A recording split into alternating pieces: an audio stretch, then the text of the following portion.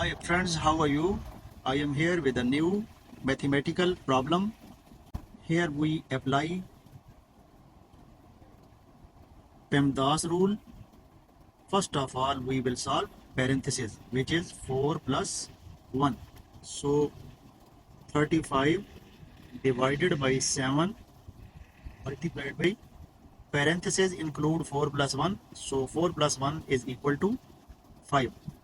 Now PEMDAS says that multiplication and division. But first of all, the operation which is at left will be solved, and we have to move from left to right.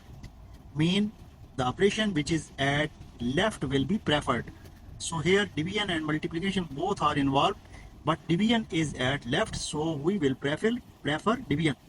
So it will become 35 divided by 7 is equal to 5 multiplied by 5.